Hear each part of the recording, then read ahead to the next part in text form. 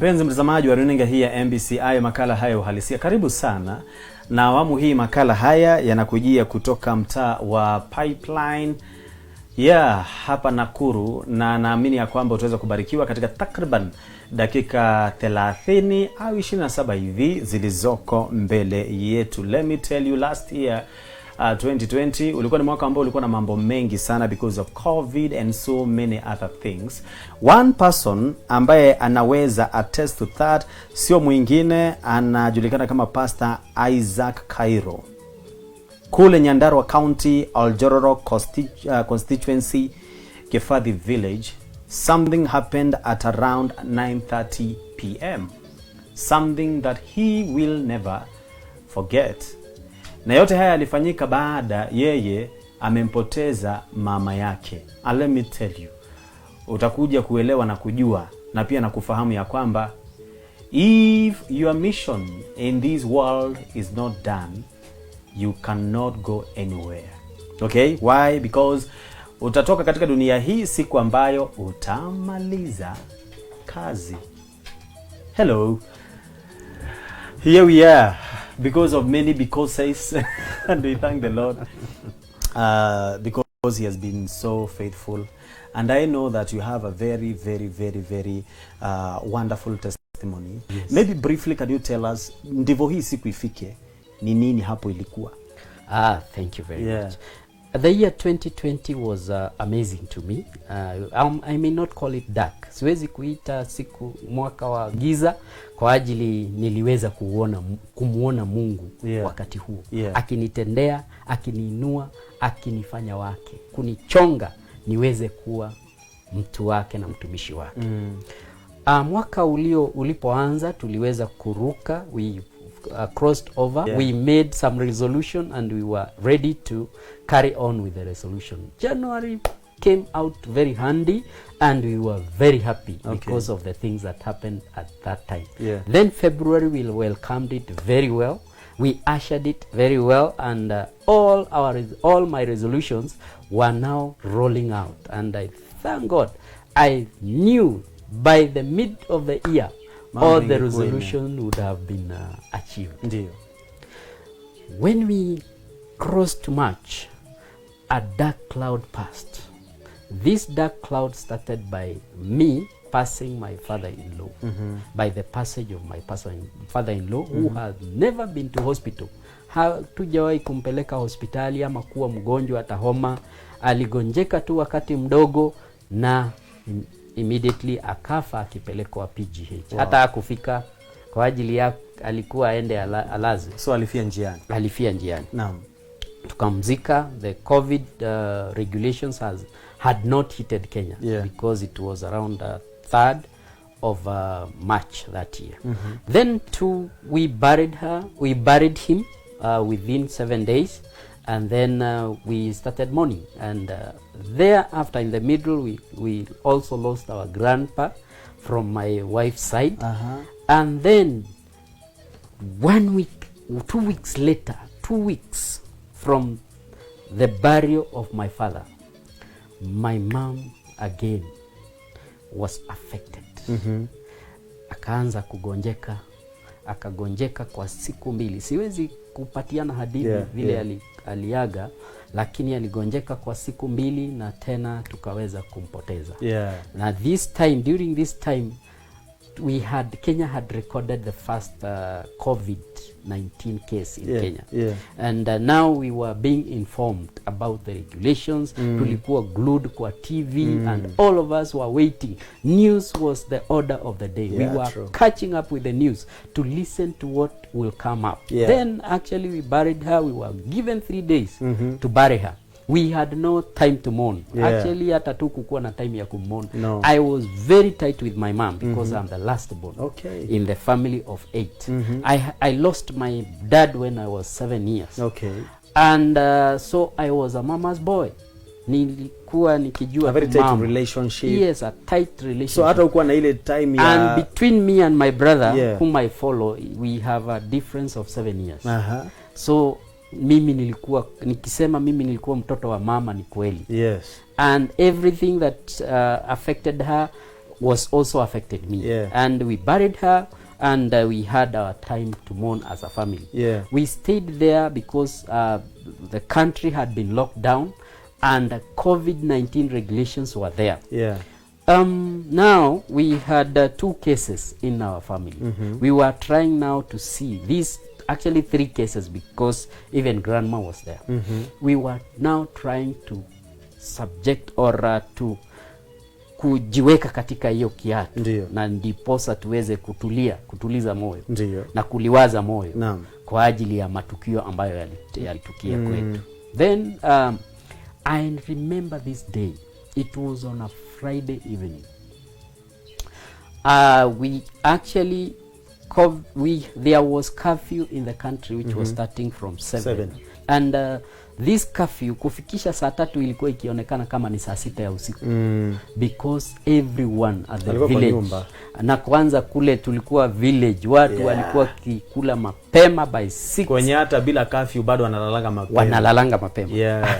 By saa 3 kufikisha saa 3 everything was quiet. And we had watched, we had catched up with the news, and then now we were preparing to pray, and I was the one to conduct the prayers that day. And immediately I remembered sijafunga gates.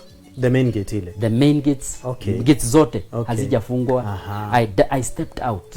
Decided to step out, nikapitia kwanza kuangalia kwa kuku ziko salama, nikaangalia kwa sungura ziko salama, and then I went straight away to the main gate. I closed the main gate, then I came back to where the farm gate was.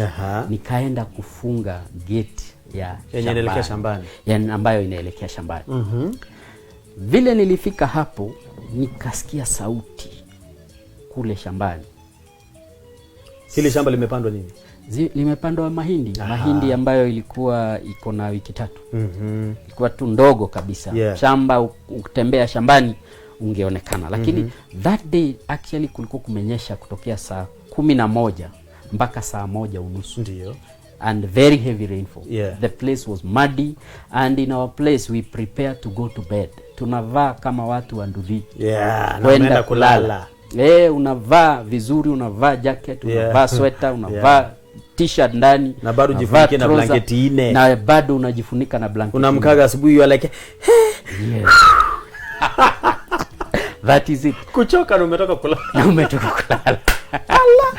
Then when I approached the gate, nikasikia sauti kule ndani ya shamba, and to my imagination nikajua hii ni ng'ombe zetu. Ng'ombe zetu wameingia ndani. We had 4 kettles. Zilikuwa zimeingia, na kwa ajili zilikuwa zimefanya hivyo mbeleni. Nikajua this time, na nikachukua kijiti nikiwa nimekasirika, nikasema this time zitanitambua. Nikaingia nikiwa na hasira za kwenda kurudisha ng'ombe zizini, kwa zizi lake. Kuingia kule, kupiga hatua 10, nikasikia hali ya hewa inabadilika. Uoga kakakuja ndani yangu. Ya kufanya nywele zisimame, ya kufanya miguu mwili ianze kutetemeka. And I was wondering, sikuwa na miwani siku hiyo kwa ajili siku hata nikiona vizuri. I had come out of the light. Siku hata nikiona shambani vizuri. Whatever was making me to fear, I could not see. So giza ilikuwa giza lilikuwa totoro. Waswahili wasema giza totoro. Nikaingia kule ndani. Nikasimama kwa hatua 10 tu, 10 steps. Nikasimama kwanza kuangalia around to see. Unajua Masai lazima angalie kwanza, hawezi toroka kwa ajili amesikia uoga. Lazima hakikishe ni kitu gani hiki kinamfanya toroke. So I looked around to trying to see what is this that is making me to run away. And I decided to make nikaona kwa mbali, nikaona kitu ikipita kama ng'ombe. Nikajua bas ndio hii moja itaniona. With my fear na mwili ikiwa inatetemeka, nika make another 10 steps. Hiyo 10 steps vile, when I made those 10 steps, I could not proceed further. I messed myself with fear. Miguu ikakataa, na kwa ajili kulikuwa kumenyesha, hata kuna mtu mwenye amengejua kenye nimefanya. And I looked around and fear, my body was full of goosebumps. Nilikuwa nikisikia pana, hiyo woga imekuwa tu. Na ufikiri rudi kwa nyumba bio Masai ama uite mtu? Masai hawezi mtana, lazima aone ni kitu gani. A warrior. Lazima aone ni kitu gani kwanza ndiye akimbie. Then kukawa na mtu ambaye nearby palikuwa na barabara. Akawa anaenda kwake kwa nyumba na pikipiki na motorbike. Then that motorbike reflected at the land. Kabla nilikuwa nimefikiria ni wezi wa ng'ombe. Na nikaona kwa ajili sasa siwezi make hatua zingine, niende low. I go low so that I may be able to see what is happening. My eyes now are becoming clear. And I was with the lights za ile pikipiki. And I was able to see what was ahead of me. An angel, nini? That thing that was ahead of me was death. I was facing death. I was looking death like this, and death was looking at me like this. I was confronting death. I decided to turn around and run away. While generally when you face such a situation, you don't run away. Unakimbia ukiwa na kijiti, unaangalia hivi ukiwa unarudi nyuma. Bila kuonyesha kenye umeona mgongo. Bila kuonyesha kitu ambacho umeona mgongo.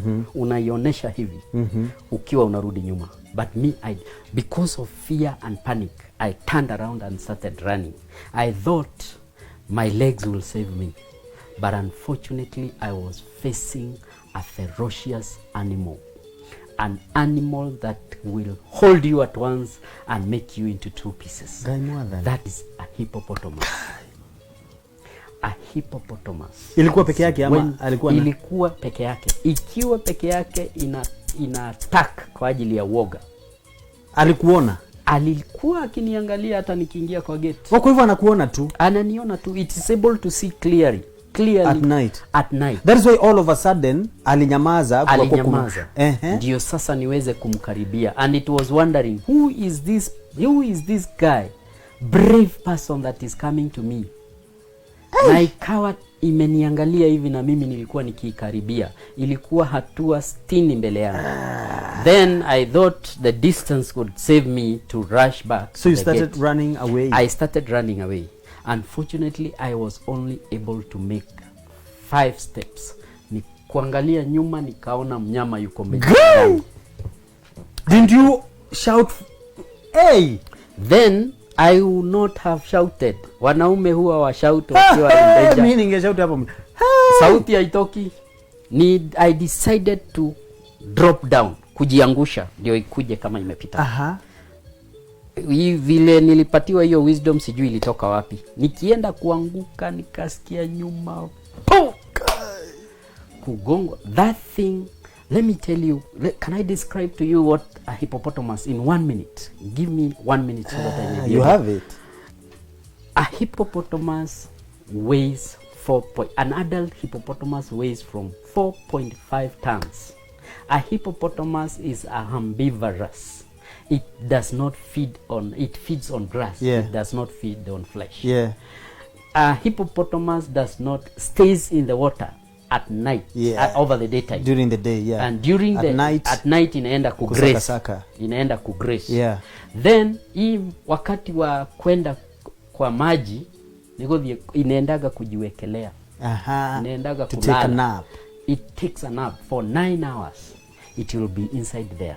And another thing that hippopotamus does, inazalia ndani ya maji, inanyonyesha ndani ya maji. Mates inside the water, and kauzingizi inapata ikiwa kule kwa matope. Lakini ana hasira pia sana. Ana hasira mbaya. Na ana hasira na mwanadamu.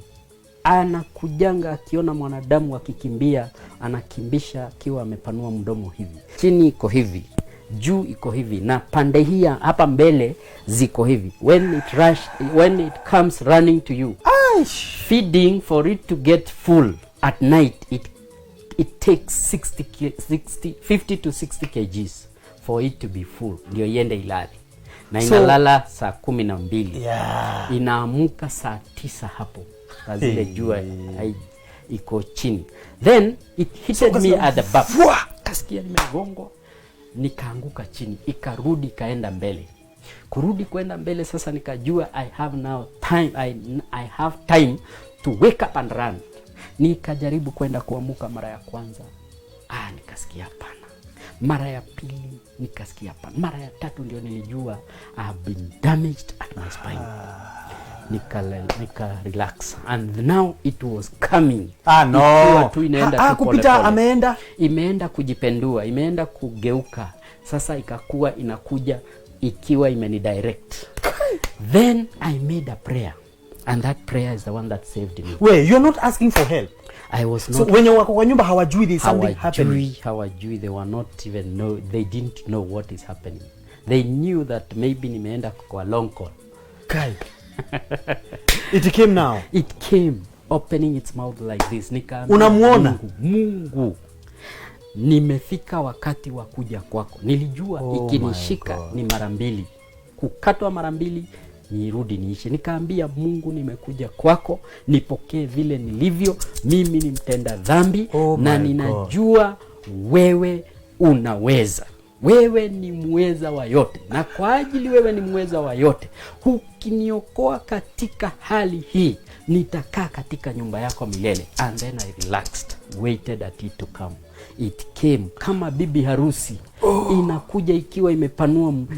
Ninakwambia ukiona tu hiyo mdomo hivi, it is crazy. You will die. Ikaja, nikawa nimelala kifudifudi, ikaja mpaka mahali ambapo nilikuwa.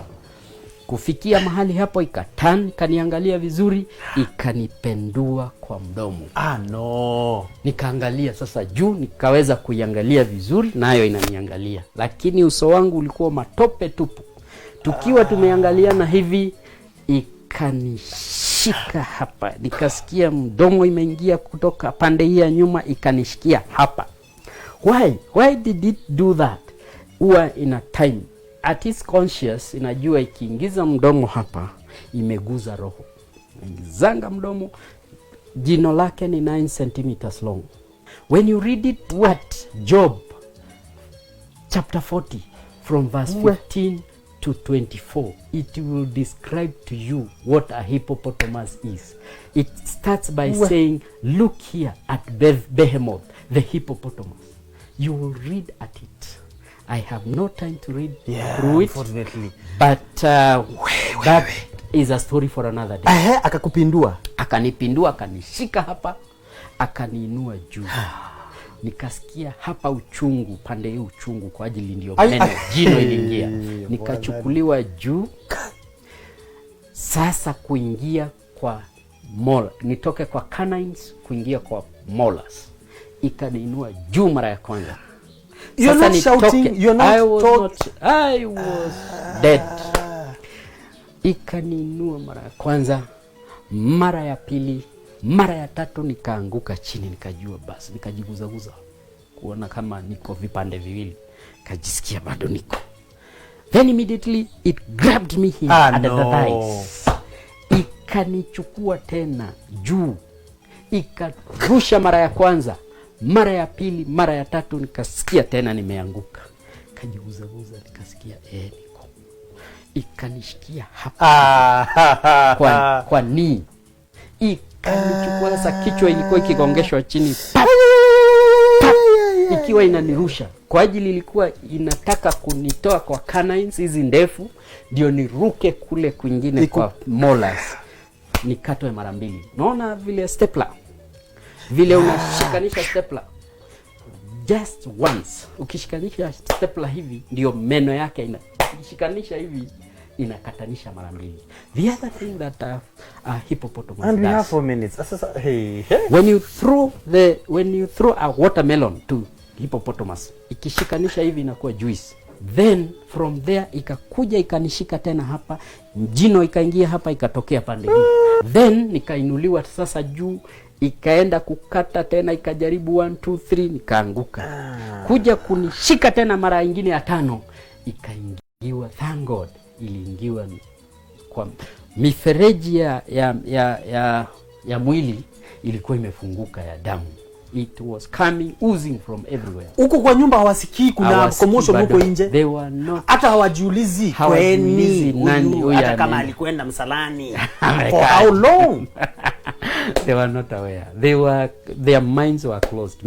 Maybe that is the language that I will use. And immediately kukuja kunishika tena, ikaingiwa kwa macho na damu ambayo ilikuwa ikitiririka kutoka kwa miguu yangu.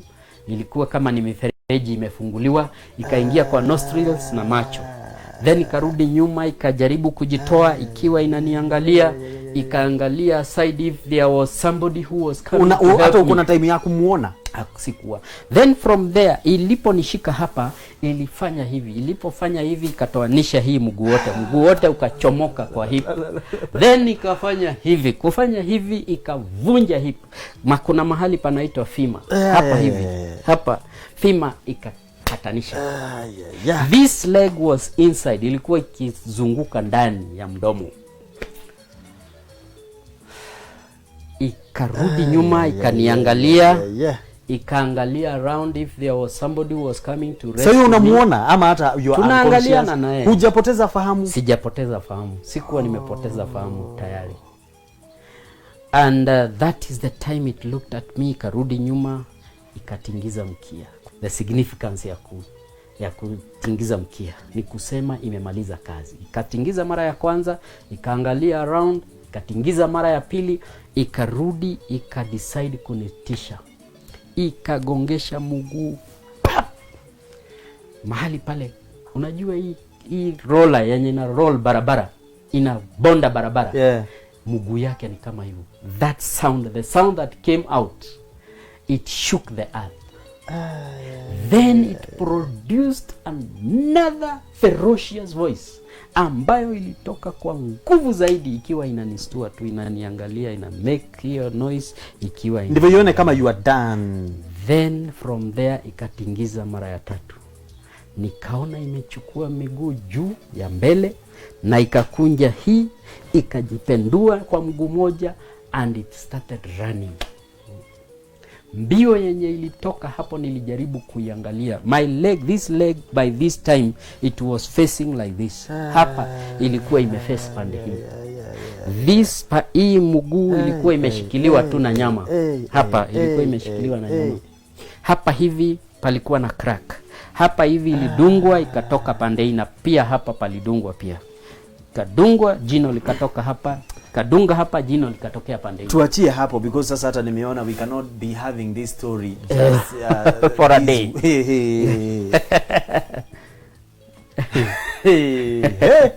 Hippopotamus. Kwa Kiswahili inaitwa kiboko. Kiboko. Na ni mnyama ambaye picha yake tayari unaiona hapo kwenye kioo cha runinga yako. Mnyama mwenye hasira kweli, lakini akamfanyia vituko vya kila aina. Alikuwa ashaomba na maombi, akamwambia Mungu, sasa mimi naja kwako, nipokee nilivyo, nisamehe dhambi na makosa. Baba naja. Wale walioko kwa nyumba hata hawajiulizi huyu amekwenda msalani, amekaia sana. Now, allow us next week tuweze kuangalia atapata sasa mambo yako namna gani, kwenda hospitalini, and the healing process, because he did not die. Kuna wakati ilifika akapoteza fahamu. Okay, how was it? Next week, committee. Is my good name. Hey.